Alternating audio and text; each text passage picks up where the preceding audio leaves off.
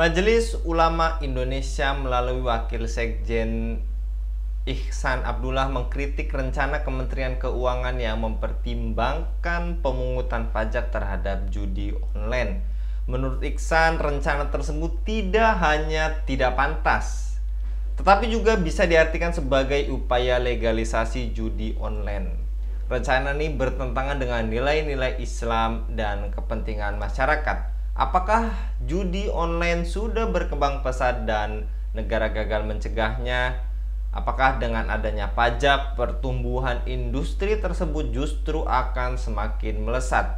Untuk membahasnya kami terhubung dengan Direktur Global Cyberwatch, Bung Rifan Wahyudi. Kita sapa terlebih dahulu. Assalamualaikum warahmatullahi wabarakatuh, Bung Rifan. Waalaikumsalam warahmatullahi wabarakatuh. Baik Bung, terkait judi online yang makin marak di kalangan masyarakat, terbaru Polda Metro Jaya mengungkap keterlibatan sejumlah pegawai Komdigi yang ditenggarai melindungi 1.000 situs judi online di Bekasi, Jawa Barat. Menurut Anda Bung, apakah perlindungan yang diberikan sejumlah pegawai Komdigi terhadap situs-situs judi online berlangsung sudah lama dan secara terstruktur masif dan sistematis Bung? Ya, berita tersebut tentu memprihatinkan terjadi di pemerintahan baru ya di Indonesia yang penduduknya mayoritas Muslim 80% lebih ya. Tentu dengan pembiaran bahkan apa ya semacam bahkan kesengajaan untuk memberikan keleluasaan kepada para pelaku judi online, judi zaman now itu memang juga memanfaatkan teknologi digital. Yang kalau judi-judi konvensional, yang primitif begitu kan, pakai dadu, pakai kalau zaman Rasulullah malah apa menebak burung dan seterusnya. Nah, kalau sekarang sudah zamannya digital, kemudian seharusnya ini adalah merupakan tindak kriminal. Harusnya eh, di dibasmi sebagai Menkominfo, Kemenkominfo Digi ya sekarang baru dalam pemerintahan baru Kementerian Informasi dan Digital itu harusnya ya memberantas kesempatan untuk mengambil hati kaum muslimin seharusnya ya. Tapi ternyata terungkap apakah ini merupakan apa sisa-sisa pelaku dari rezim sebelumnya karena Menkominfo Menkominfo Digi ya sekarang ada tambahan Bu Mutia HP yang dulu wartawan itu ya baru tahu yang istilahnya baru kena getah ulutnya begitu ya. Sehingga ya berarti yang dari Menkominfo sebelumnya dengan melakukan yang kalau nggak tahu itu sangat naif ya. Ya, sehingga sangat diduga kuat kalau itu ya pembiaran karena dengan pembiaran itu kemudian mereka memperoleh jasa perlindungan kepada judi online. Secara teoritis judi kasino ya termasuk yang sekarang ya itu peluang menang itu sangat kecil apalagi yang judi slot itu ya yang diputar begitu bisa sampai 3.000 peluangnya itu sehingga kalau kalau judi dadu itu kan 1/6 ya. Nah, tapi kalau dua dadu ya mungkin lebih kecil lagi. Tapi kalau sekarang dengan slot itu ya ada algoritmenya yang itu bisa di setel bahkan kemenangan dari bandarnya itu jauh lebih besar sehingga ini adalah merupakan apa ya kalau saya menyebut ya sektor haram yang itu haram dilakukan oleh pelaku sebetulnya Menkominfo Digi itu adalah bersama dengan penegak hukum ya melakukan pemberantasan karena dia tahu dengan pemblokiran kemudian dengan mekanisme yang ada tentu ya dengan bukan malah bekerja sama dengan pelaku judol ini. Bahkan dia mendapatkan semacam fee. Kalau atas nama pajak itu juga eh, hal yang haram, diambil pajaknya. Ini kan seperti apa ya? Sudah barangnya haram, kotor, kemudian diambil dan dimanfaatkan dengan eh, apa ya, penghasilan yang fantastis ya untuk saat ini. Sehingga sudah tepat kalau sudah ditangkap beberapa, yang itu hanya sebagian ya. Meskipun sudah belasan begitu ya, tentu ini adalah ya menggembirakan, tetapi tidak cukup kalau pelakunya, karena ada otak intelektual termasuk pengampu, pemegang otoritas, yang siapa yang memberikan eh, kebolehan bahkan mengambil untung. Nah, ini kan sesuatu yang harusnya seperti dia polisi tetapi bekerja sama dengan malingnya, kan intinya begitu ya. Sehingga dia dapat setoran dari malingnya. Jadi ini adalah sesuatu yang patut eh, disoroti oleh masyarakat sebagai kontrol sosial, sehingga para netizen juga harus rame-rame untuk membuat gaduh, termasuk mengawasi kalau ada yang pelaku judi online, karena sekarang dengan dunia gawe itu kan nyonong begitu saja ya di depan HP, apalagi tidak kenal usia, meskipun itu tetap bisa dikendalikan, dikontrol, tapi ya faktanya dalam bentuk AdSense ya atau iklan itu menyasar siapa saja, yang sebelumnya tidak hanya judi online tapi juga pinjaman online.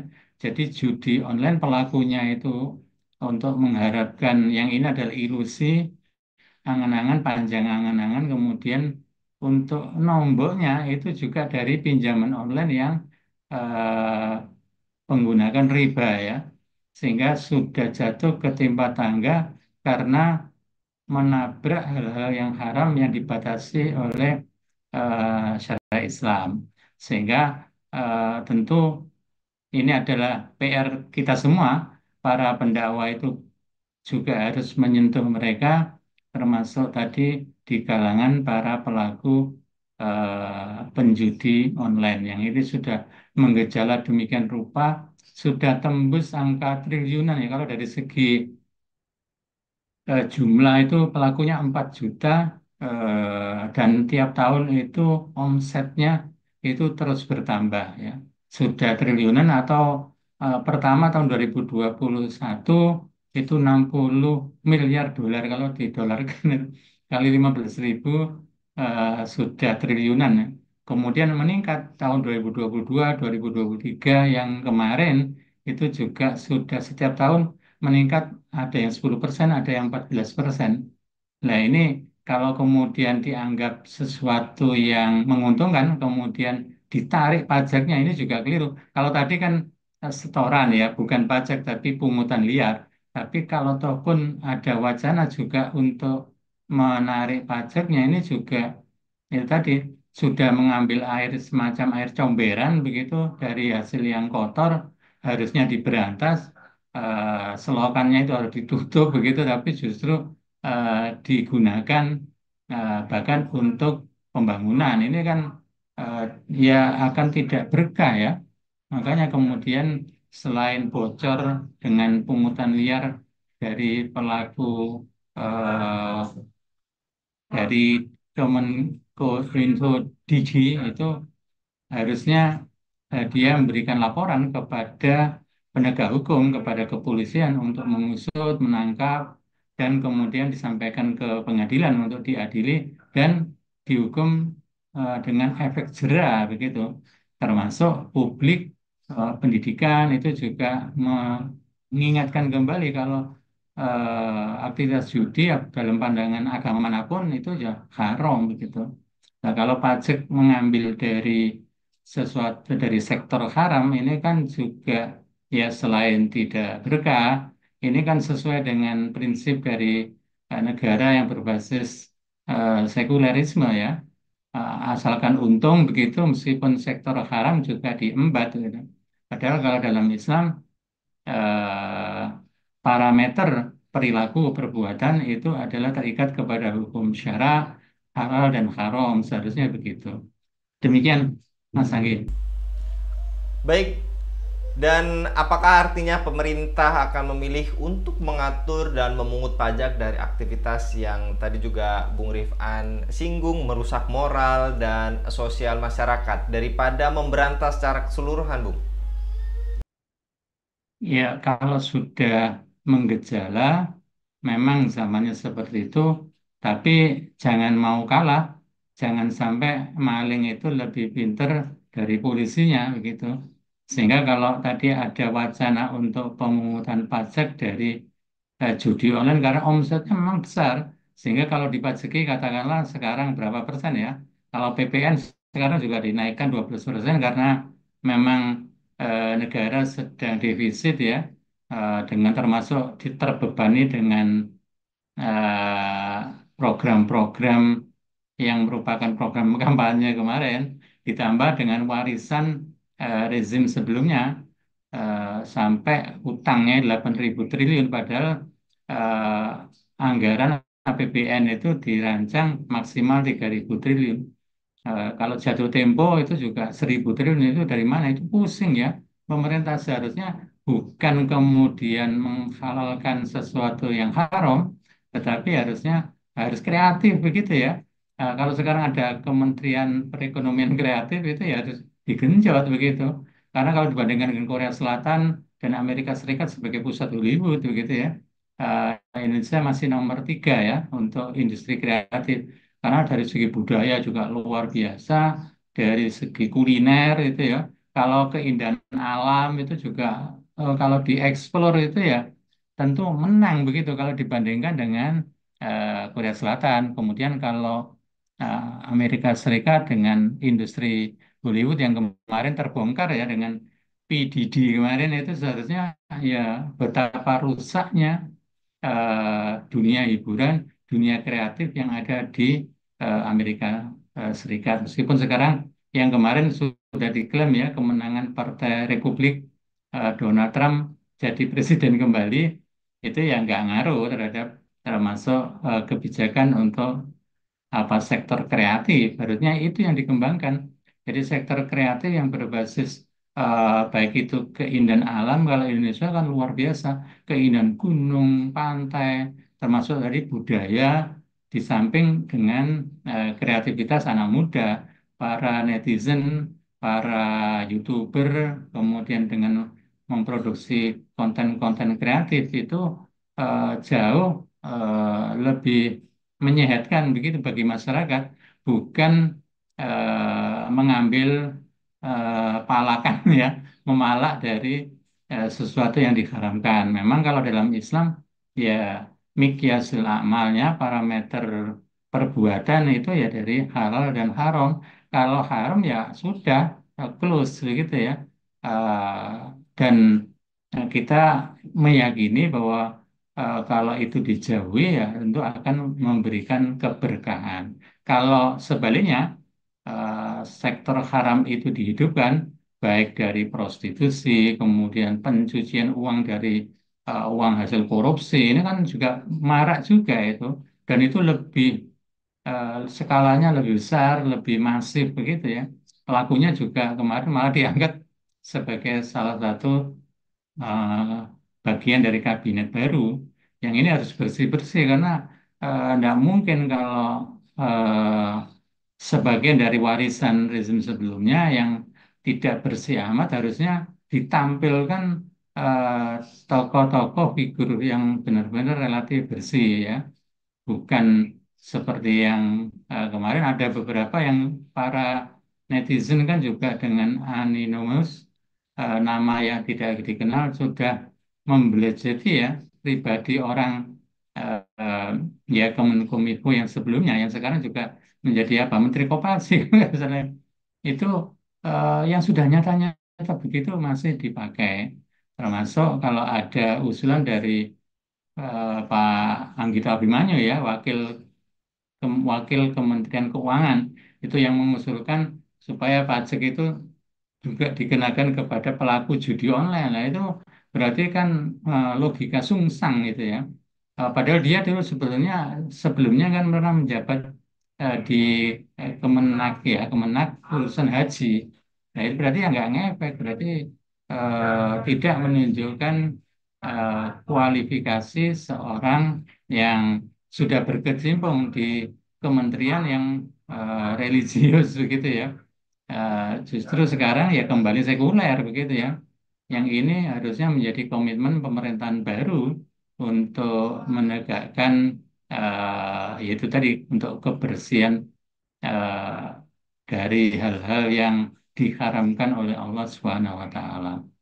Jadi amit-amit lah menggunakan pajak dari judi online. Judi online-nya sudah berasal dari sektor haram, pajaknya juga bisa dipermasalahkan ya. Kalau dalam Islam eh, dengan sistem keuangan yang sumber pemasukan itu luar biasa besar begitu ya, yang ada fikih-fikih klasik yang itu ya masih berlaku sampai hari kiamat.